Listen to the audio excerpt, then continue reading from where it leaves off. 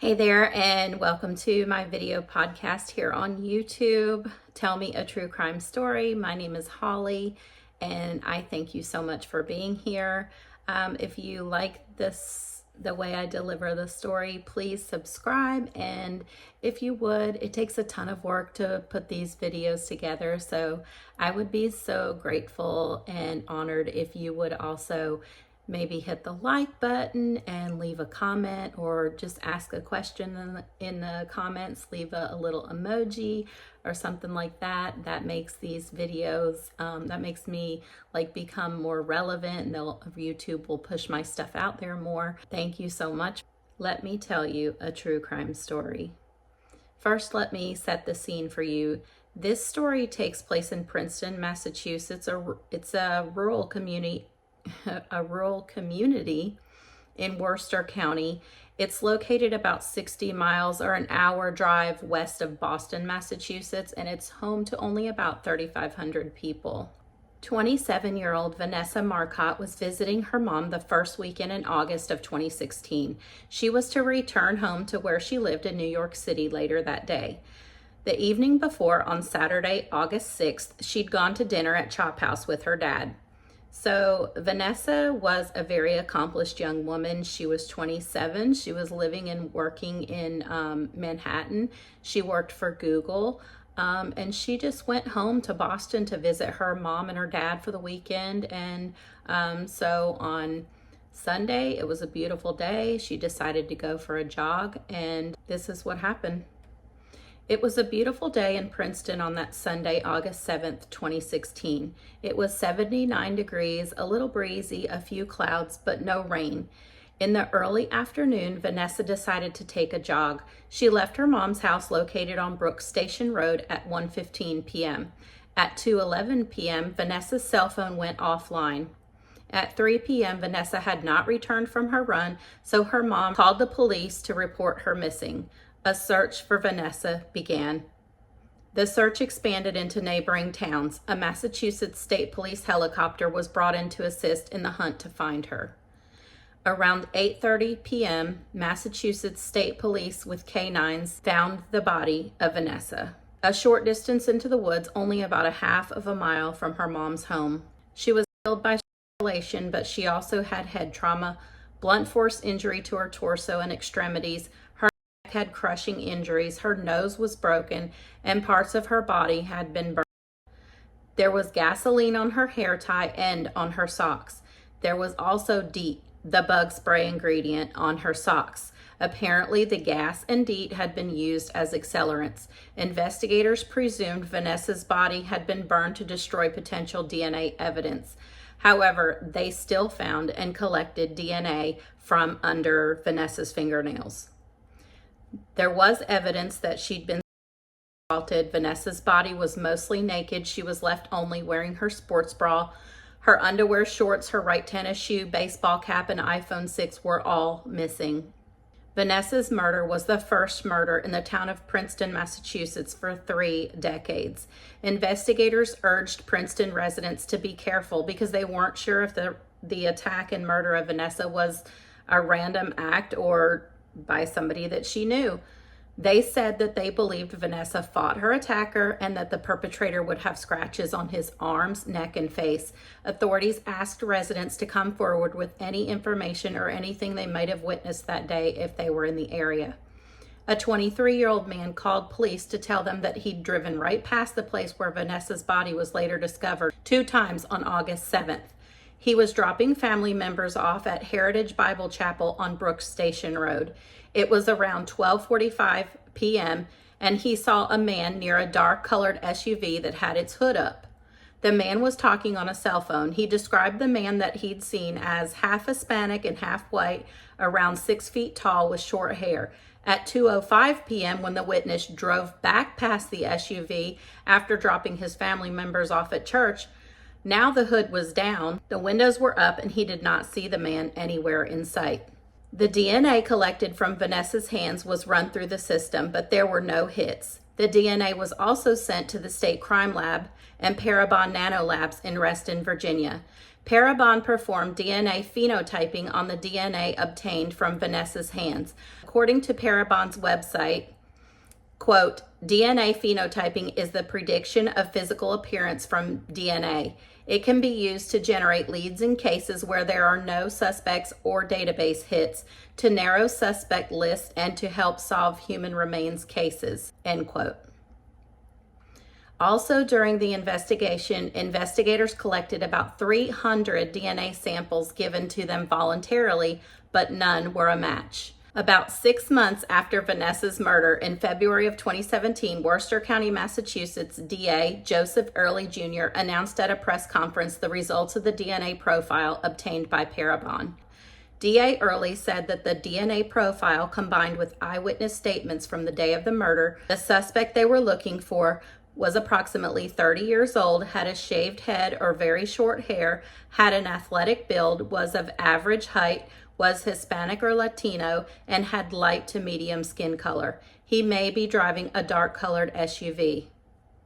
The next month, in March of 2017, Massachusetts State Trooper Robert Parr spotted a dark SUV driving in Worcester. Worcester is about 15 miles south of Princeton, where Vanessa was killed. Trooper Parr is an investigator for the State Police Detective Unit assigned to the Worcester County District Attorney's Office. Now, when Trooper Parr saw this dark-colored SUV, he, of course, looked at the driver and saw that the driver matched the profile of the suspect that had been released to the public a month earlier. He quickly jotted down the vehicle's license plate number on his hand. That license plate number led investigators to 68 Woodland Street, Apartment 1 in Worcester. Authorities went there and obtained a DNA sample from a man named Angelo Colon Ortiz. The DNA obtained from Colon Ortiz matched the DNA found and collected on Vanessa's hands at her autopsy. He was arrested in April of 2017, 8 months after Vanessa's murder, and he pleaded not guilty. However, how the DNA that connected him to the murder was obtained came into question from Colon Ortiz's defense team. The troopers obtained his DNA without a search warrant, and the DNA consent form that Colon Ortiz signed on the day he submitted to a cheek swab was not properly translated into Spanish. Also, the trooper that translated for Colon Ortiz that day was not a professional interpreter, but Colon Ortiz's girlfriend, Rachel Lozada Vega, did assist with translating that day, and the state troopers did not obtain a search warrant for Colon Ortiz's DNA because he consented in giving it to them. The troopers said that there was effective communication that day and that nothing was lost in translation. The defense team requested the DNA be thrown out. Judge Janet Kenton Walker denied that request. In her 18-page decision on the matter, Judge Kenton Walker agreed that the consent form was indeed poorly translated. However, that form, combined with the conversation he had with the officers at his home, adequately conveyed to Colon Ortiz that he was consenting to provide a sample of his DNA for the investigation into Vanessa Marcotte's murder. Now, let's talk about the suspect. Let me tell you a little bit about him. Angelo Colon Ortiz was a 31-year-old man who lived with his girlfriend and her 2 children in Worcester, Massachusetts. Just to remind you, Worcester is about 15 miles south of Princeton, where Vanessa was murdered. He worked delivering packages for FedEx. He drove a black Ford Escape SUV.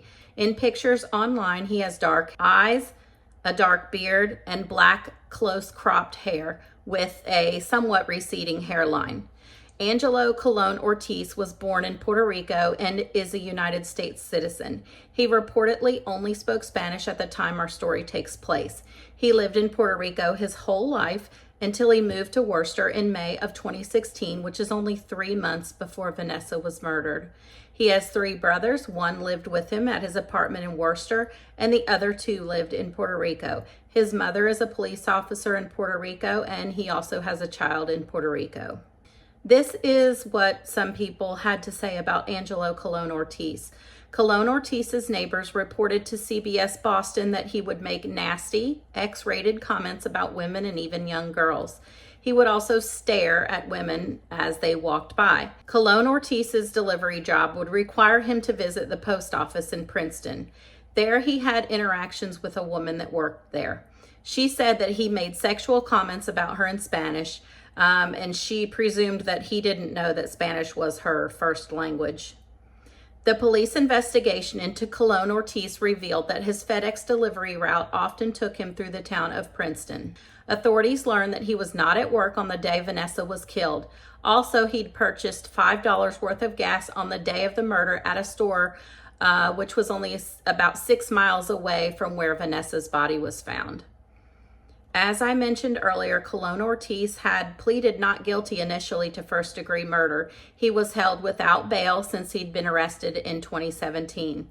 6 years after Vanessa's murder in October of 2022, he pleaded guilty to a lesser charge of second-degree murder. He also pleaded guilty to unarmed robbery for taking Vanessa's cell phone from her by force. The second-degree murder charge carries a sentence of 25 years to life in prison, and the unarmed robbery charge carries a sentence of 20 years.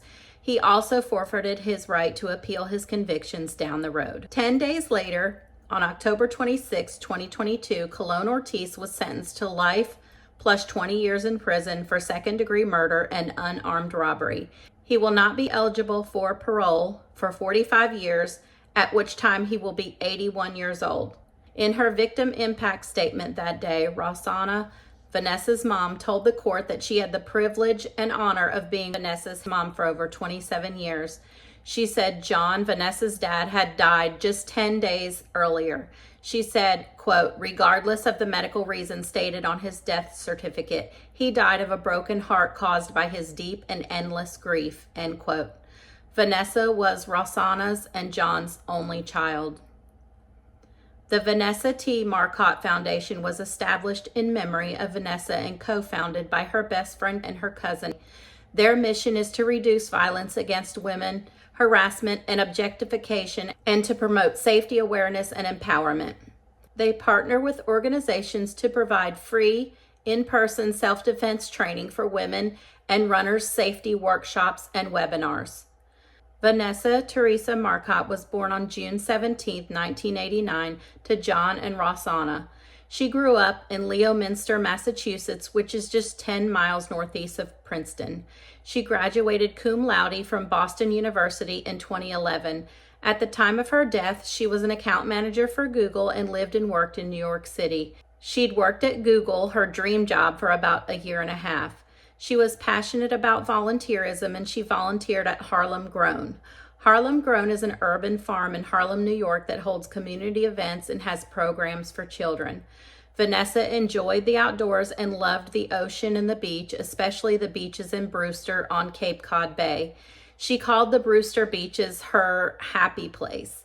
According to her online obituary, she spent many happy summers as a child on Cape Cod alongside her cousins. Vanessa liked reading, skiing, hiking, running, and doing yoga. She participated several times in the Falmouth Road Race and the Brewster Brew Run. Many young girls and women of all ages have been attacked, abducted, or murdered while out walking or jogging. In fact, I covered 2 other cases on my podcast of women who were killed while jogging, and I'll be covering them soon here on YouTube too. In 2022, after the murder of 34-year-old schoolteacher, wife, and mother of 2 boys, Eliza Fletcher, there were many social media posts about her abduction and murder, including posts with the hashtag #FinishHerRun.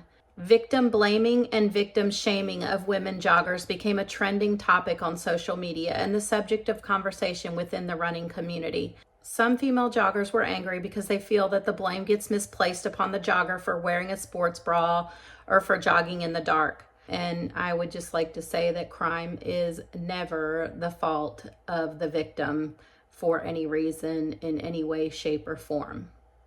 The cold, hard facts and the reality of the world that we live in is that you must be hyper vigilant and stay aware of your surroundings at all times. Here are some jogging safety tips that I found online, and I thought that they were really good.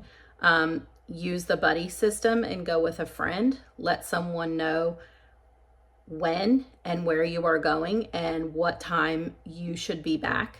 Stay in well-lit and well-traveled areas. wear a bun or other similar hairstyle that is less easy to grab instead of a ponytail.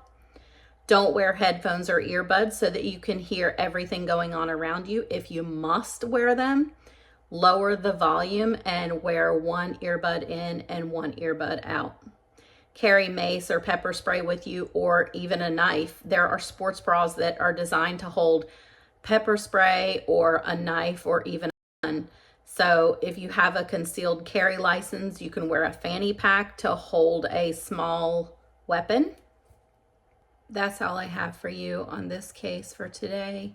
And I thank you so much for being here with me. And like I said, if you would please subscribe, write a short little comment, and just let me know what you thought, any suggestions or anything. And that will really help out. These take a lot of time to write, research, record, edit, all of that. So if you comment and you like the video, thumbs up, then it pushes my video out there to more people so that I can grow my YouTube family. So thank you so much. I hope that you and your family are happy, healthy, and together forever. Big, big hugs to all of you. See you really soon in the next video when I tell you another true crime story. Bye-bye. Also sent to the state crime lab and was run through the system, but there were no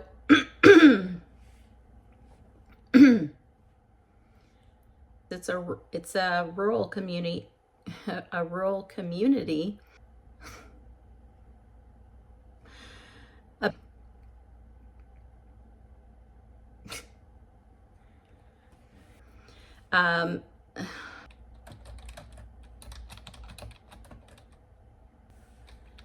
murder charge carries 10 years later, on October 26th,